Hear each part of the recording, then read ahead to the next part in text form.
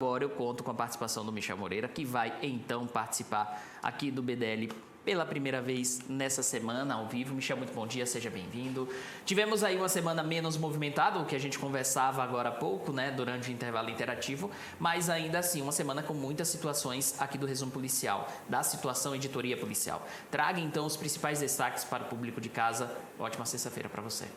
Olá, PR, muito bom dia para você, bom dia a todos que nos acompanham aqui no Bom Dia Litoral dessa sexta-feira. PR, a gente sempre se pergunta, né, o que é de fato uma semana movimentada ou não aqui no litoral do estado? A gente viu que não tem nenhum homicídio durante essa semana aqui na nossa região, mas tantas outras situações aconteceram aqui no litoral do Paraná. Então, menos movimentada, mas nem por isso sem informações aqui no litoral do estado. A gente começa com uma situação de capotamento, um acidente que foi registrado durante então o final de semana, o final da tarde do último domingo, na Estrada da Graciosa, em Morretes. 2 vítimas ficaram feridas no local. O acidente aconteceu no quilômetro 11 da histórica rodovia que liga Curitiba ao litoral do estado. O trecho do acidente passou por obras em 2023 em razão do deslizamento de encostas. Em novembro, o Departamento de Estradas de Rodagem do Paraná fez a liberação total do trânsito. No local, também foram implantados dispositivos para drenagem para facilitar o escoamento da água da chuva e águas subterrâneas. Além do Corpo de Bombeiros, o Batalhão de Polícia Rodoviária também atendeu o acidente no local. 2 vítimas foram encaminhadas ao hospital pelo SIAT. Então, Pierre, é um acidente que acontece na Estrada da Graciosa. É uma estrada realmente bastante perigosa. Apesar de ser um lugar bastante bonito, bastante belo, o motorista deve tomar bastante cuidado, porque esse acidente realmente poderia ter causado mortes e realmente um acidente bastante grave registrado no último final de semana. Imagens impressionantes, né? Imagens que de fato a gente assiste, a gente olha e se pergunta como é que ninguém ficou em óbito, como é que ninguém entrou em situação de óbito devido a esse acidente. E graças a Deus, né? Ainda bem. Agora, Michel, tivemos também uma operação aqui no litoral do estado, em todo o Paraná, né? Nas principais cidades do Paraná, uma operação da Polícia Civil. Conta então como é que foi essa situação aqui no litoral paranaense. Realmente, PR, mais uma operação da Polícia Civil do Paraná, e é claro que o litoral do estado também estaria na rota aí dos trabalhos da Polícia Civil, então que deflagrou na manhã da última segunda-feira uma operação contra um grupo criminoso ligado ao tráfico de animais silvestres aqui no Brasil. 9 pessoas foram presas e 390 animais foram apreendidos, entre répteis, aves e mamíferos. De acordo com a polícia, a ação foi simultânea nas cidades de Curitiba, Araucária, Almirante Tamandaré, São José dos Pinhais, Matinhos aqui no litoral, Colombo, Campina Grande do Sul, e também na cidade de Joinville, no estado de Santa Catarina. Ao todo foram expedidas 24 ordens judiciais, sendo 11 mandados de prisão temporária e 13 de busca e apreensão. 2 dos alvos de mandados de prisão conseguiram fugir, de acordo com a Polícia Civil. E olha só, Pierre, todos os animais estavam em situações graves de maus tratos, com alimentação restrita ou até mesmo sem e em locais apertados para as espécies. Os animais traficados, que seriam vendidos ilegalmente, conforme as investigações, vieram da Amazônia, do Centro-Oeste e também do Nordeste. Conforme a polícia, as investigações começaram em junho de 2023 e os suspeitos realizavam negociações pelas redes sociais e em grupos de mensagens. A quadrilha tinha representantes em todos os estados. Os animais eram entregues por caminhões, pelo correio, aplicativos de entrega de mercadorias e até mesmo por carros de aplicativos. Segundo a polícia, os animais eram imobilizados e colocados em caixas e tubos de PVA para não fazerem barulho, para chamarem a atenção dos entregadores. 90% dos bichos acabavam morrendo, de acordo então com a Polícia Civil. Além disso, os suspeitos administravam 27 grupos de mensagens exclusivos para o tráfico de animais silvestres e exóticos.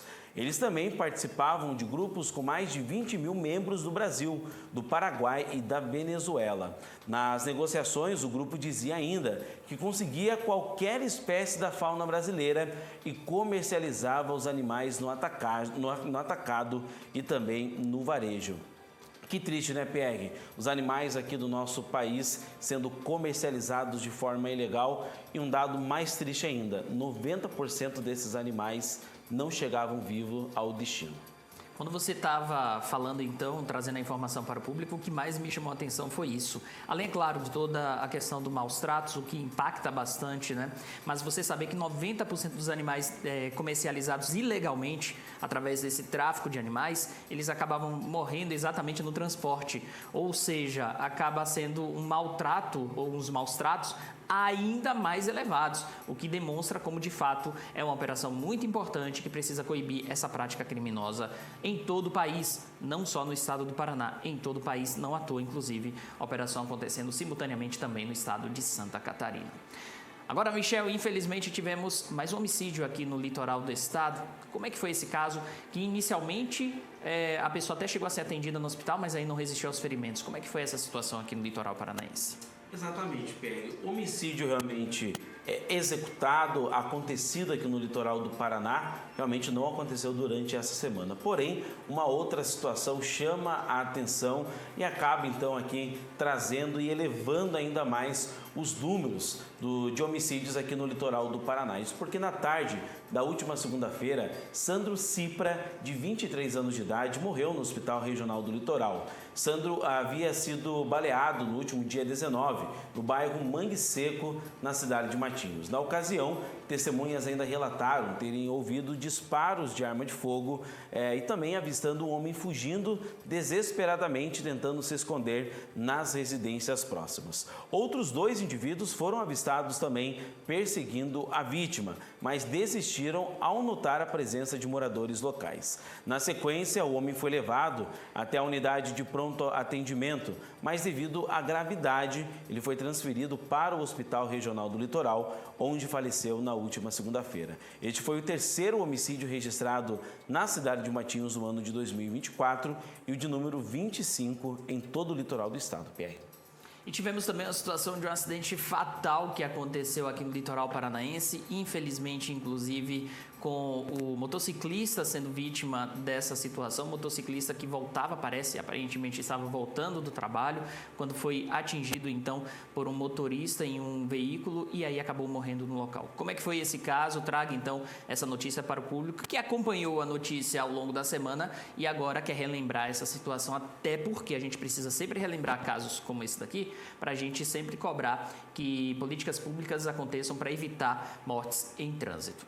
Com certeza, Pierre. Também uma situação muito triste, um trabalhador, um jovem que estava em sua moto, ele foi atingido então após um acidente que, de acordo com a Polícia Civil, inclusive, teve um causador, um homem embriagado. Então, um acidente envolvendo 4 veículos resultou na morte de Nicolas Lopes Nudari, um jovem de apenas 24 anos de idade. Segundo a Polícia Civil, após as investigações, foi possível concluir que o acidente foi causado pela imprudência de um caminhoneiro, culminando então na prisão dele pelo crime de homicídio culposo, qualificado pela influência de álcool. Conforme apurado, o acidente ocorreu na rodovia PR-804, quando o caminhoneiro estacionou seu veículo de frente ao portão de uma empresa, ocupando parcialmente a pista de rolamento. Um automóvel Volkswagen Saveiro colidiu com um caminhão, sendo que destroços resultantes da colisão atingiram outro veículo, um Chevrolet Prisma. Posteriormente, uma motocicleta Honda, conduzida então por Nicolas, colidiu com os veículos envolvidos, resultando na fatalidade. O delegado da Polícia Civil do Paraná, André Rosa Silva, informou que, abre aspas, os testes de alcoolemia realizados nos condutores do veículo Saveiro e também do Prisma deram resultados negativos. No entanto, o condutor do caminhão, possível causador do acidente, recusou-se a realizar o teste.